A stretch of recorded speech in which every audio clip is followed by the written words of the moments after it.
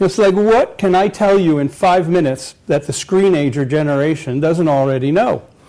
And what had occurred to me is I can tell you a few things. One, you're headed into a great industry with a powerful future. More powerful, I think, and better than ever before. The lack of print being the predominant way that people read is empowering. It's not disenfranchising. So you got a great future. So what can I tell you in 5 minutes? I'm going to ask a question. What was the first mass media display panel? Does anybody know?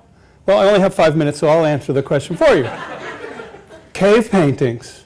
32,000 years ago is when we started graphically communicating with each other. Does anybody know the first out-of-brain portable memory device? Okay, I'll answer that question too. 25,000 years ago, the Ashango baton was a piece of bone that had markings on it that was phases of the moon. And this was handed from shaman to shaman. This was the world's first book. That's out-of-brain memory, passed on, being able to be read by generation and generation. So we have a long, wonderful history in graphic communications. I'll move up a little bit to Aristotle. He's the first one to recognize that how we communicate alters what we communicate. He went through the transition from the oral form of communicating to the written word, and he didn't like it.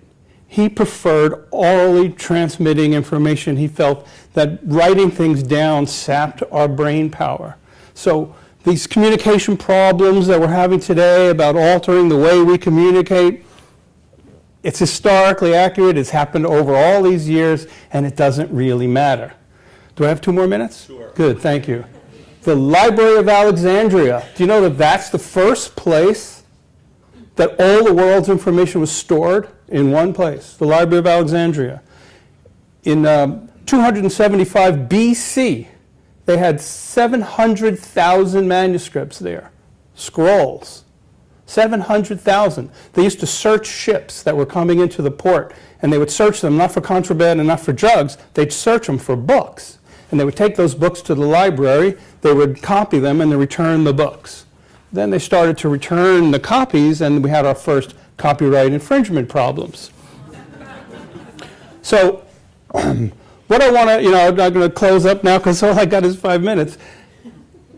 The substrate doesn't matter. What you do, what we all do, is communicate words, and that's the important part. Is print going to go away? No. Is digital going to go away? No. Digital will be the predominant way that people read. Now, that's just a fact. But I don't have to convince the screenagers. It's your parents I'm really trying to convince. So I have 2 quotes. I do this newsletter every day, and I put a famous quotation on each article that I send out. And I've come across a few of them. And the first one that I'd like to tell you that it's, in fact, just to get it right, I paraphrase when you can, this is Upton Sinclair, and so he got it right. And this is important for you when you get into the workforce, which is a great word. It is difficult to get a man to understand something when his salary depends upon his not understanding it. Think about that. Because you're going to be working in the workforce with people who are beholden to dead trees. And that is not the future of our industry. And lastly, I want to leave you with the great publishing expert, Wayne Gretzky. I don't know if you guys know Wayne Gretzky. He was a hockey player.